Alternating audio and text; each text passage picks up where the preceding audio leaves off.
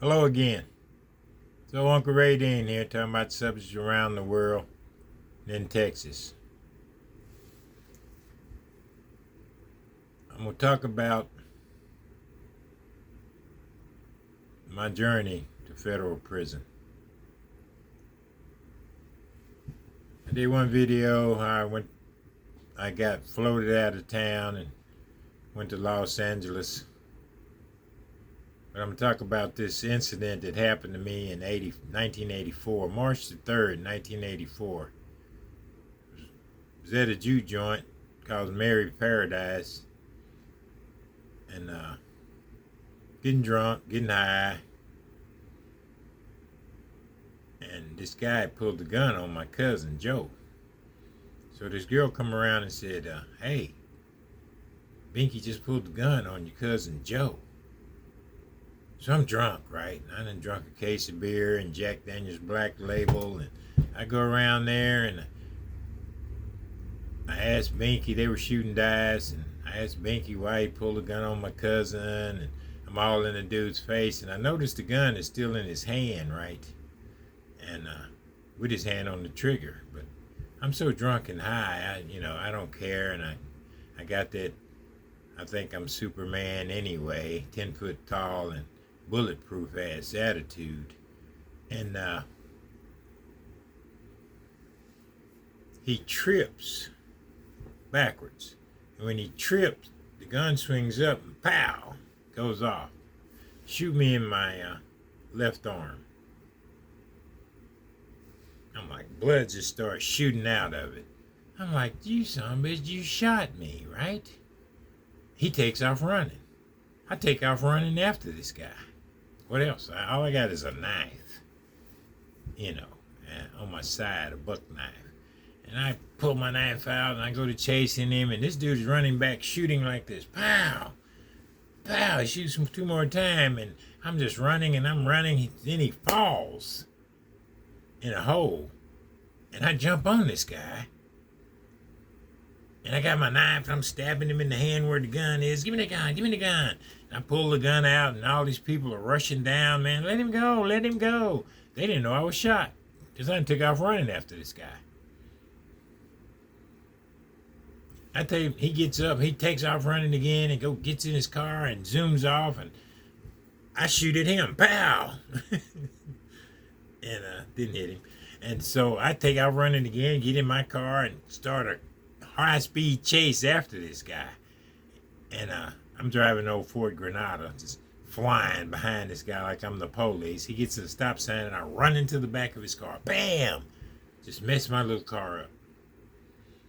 He takes off and his car quits on him. I get him, I take him down to City Hall, the police station, and it's like 2 o'clock in the morning, right? And only about one dispatcher in there. I pushes him in there. I said, here's the fucker that shot me. And then I slide the gun up to the cabinet to the lady. Here's the gun. And she says, just sit down, Ray Dean, just sit down. And the police officer came and I saw him put the handcuffs on the guy, and I sit down and passed out. And then when I woke up, I guess slept blacked out. And here's the chief of police, my mom, my dad, my wife, everybody's around me and looking at me crazy. And I look at my arm and I see all this skin is off. And I said, damn, I've been shot. I just got hysterical. Give me a drink. Give me a cigarette. Give me a joint. I'm just tripping. They can't give you none of that, Randy. We can't give you none of that. That's what they kept saying. And then the EMTs there give me some kind of shot. Whew, took me smooth out. I wake up again. I'm in a hospital, St. Michael's Hospital in Texarkana. And I wake up and there's this little white lady in a nun outfit standing there praying on my side. And I'm like, oh, Lord, I done died.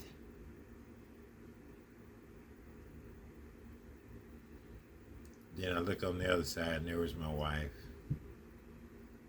and my mother And then I tried to move my arm and couldn't move it. But this is the life I was living. And then after that episode, right, I really thought I was 10 foot tall and bulletproof because I had got shot by a 32 pistol and survived. It took me, that was 40 years ago. It took me until I got saved to thank God for saving my life in that incident. Because I didn't tell him when I got shot.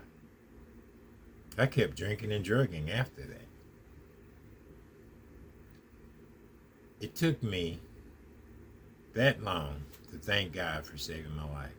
It took me that long to ask for forgiveness for the crazy I was doing. It took me that long. And I believe God He gives us all kind of warnings while we're out there in that world. And we don't accept them. Slow down. Don't do it. Don't go. And we still do. I still see the guy today that shot me.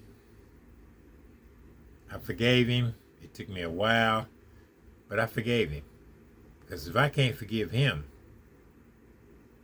Jesus won't accept me asking for forgiveness.